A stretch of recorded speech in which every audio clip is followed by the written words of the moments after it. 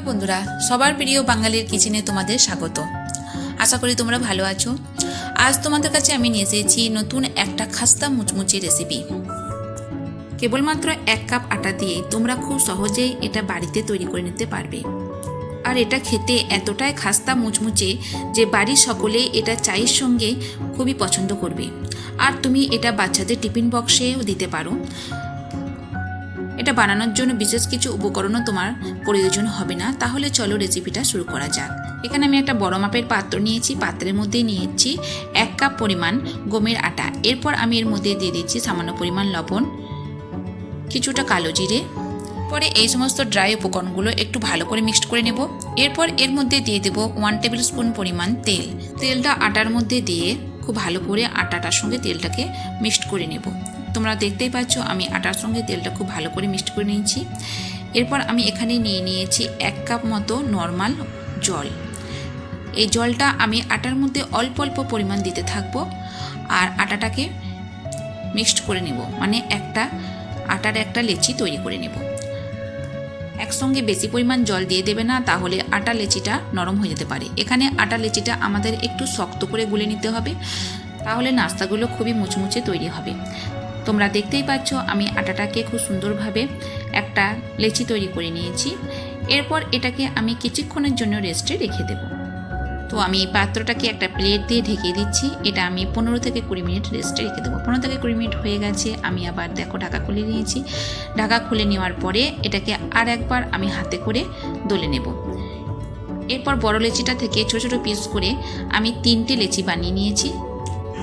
এরপর একটা লেচি হাতের মধ্যে নিয়ে দুটো হাত দিয়ে গোল গোল করে পাকিয়ে এটাকে এই রকমভাবে একটা রাউন্ড শেপ দিয়ে দেব। এরপর লেচিগুলোকে বেলে নিতে হবে। বেলার জন্য আমি নিয়েছি রোলিং বোর্ড আর পিন। এরপর এর ওপর দিয়ে দেব সামান্য পরিমাণ তেল। বোর্ডের ওপরে ভালোভাবে তেলটা লাগিয়ে নেব এবং পিনের মধ্যেও তেলটা লাগিয়ে নেব। এরপর একটা লেচি নিয়েছি, লেচিটাকে বোর্ডের ওপর রেখে আমি সুন্দর করে বেলে নেব। এই রুটিটাকে খুবই পাতলা করে বেলতে হবে, একদম পাতলা। তো তোমরা দেখতেই পাচ্ছ আমি কতটা পরিমাণ পাতলা করে এটা বেলে নিয়েছি। এরপর এর চারপাশটা আমি একটা ছুরি দিয়ে কেটে নেব। চারপাশটা আমি খুব সুন্দর করে ছুরি দিয়ে কেটে নিয়েছি। এরপর যে কাটা অংশটা আছে এটা আমি এখান থেকে এইভাবে তুলে নেব। আবার পরে যখন আমি লেচিগুলো বেলবো তার সঙ্গে এটাও বেলে নেব। তো চলো এটা আমি তুলে নিয়েছি চারপাশটা। এরপর এটাকে আমি দুটো পিস করে প্রথমে ভাগ করে নিচ্ছি, তারপরে আবার এই দুটো পিসকে আবার দুটো পিস করে নিচ্ছি, মানে টোটাল আমি এটাকে 4 পিস করে নিয়েছি। তো একটা পিস আমি এইভাবে উঠিয়ে নেব। উঠিয়ে নিয়ে এটাকে ত্রিভুজের মতো এইভাবে বানিয়ে নেব। ত্রিভুজের মতো বানিয়ে নিয়ে এটাকে আমি বোর্ডের উপর রেখে দেব। এইভাবে সমস্ত পিসগুলোকে ত্রিভুজের মতো বানিয়ে নেব প্রথমে।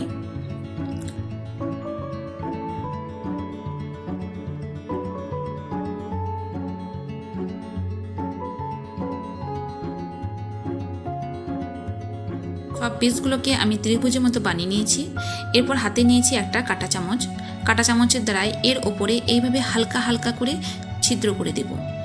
এই রকমভাবে দুটো সাইডেই দুই দিকেই করতে হবে। তো দুই দিকেই দেখো আমি কাঁটা চামচ দিয়ে খুব হালকা হালকা করে ছিদ্র করে দিচ্ছি। এইভাবে আমি সমস্ত ট্রায়াঙ্গেলগুলোকে ছিদ্র করে দেবো, মানে সমস্ত ত্রিভুজগুলোকে এইভাবে আমি ছিদ্র করে দেবো। তো আমার সবই হয়ে গেছে এখানে তৈরি। এরপর এগুলোকে আমি ফ্রাই করে নেব। ফ্রাই করার জন্য আমি গ্যাসের ওপর একটা কড়াই দিয়েছি। কড়াইয়ের মধ্যে দিয়ে দিয়েছি তেল। তেলটা অলরেডি গরম হয়ে গেছে। এরপর আমি আস্তে আস্তে করে এই স্ন্যাক্সগুলোকে তেলের মধ্যে দিয়ে দেব। স্ন্যাক্সগুলোর এক পিঠ হয়ে গেছে, তো আমি আর এক পিঠটা উল্টে দেব।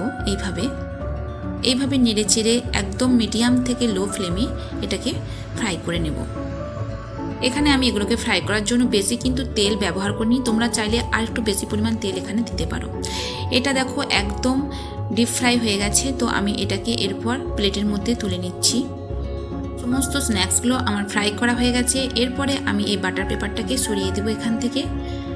বাটার পেপারটা সরিয়ে দেওয়ার পর আমি এখানে দেখো নিয়েছি একটা কাপেতে পেরি পেরি মশলা। এই মশলাটা তোমরা বাজারে খুবই সহজেই পেয়ে যাবে।